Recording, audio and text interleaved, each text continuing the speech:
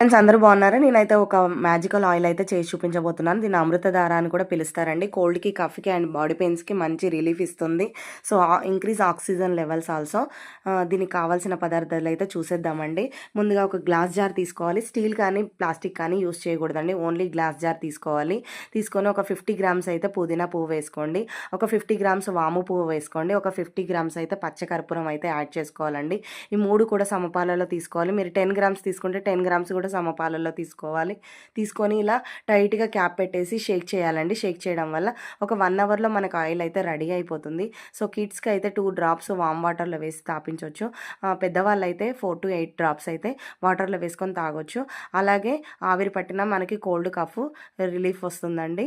And నీ pains, body pains ఉన్నవాళ్ళు కొంచెం ఆయిల్ అప్లై చేసి రాసుకున్నా కూడా రిలీఫ్ వస్తుంది. నా వీడియో మీకు నచ్చినట్టయితే లైక్ చేయండి, షేర్ చేయండి, సబ్స్క్రైబ్ చేసుకోండి. Thanks for watching. By bye friends.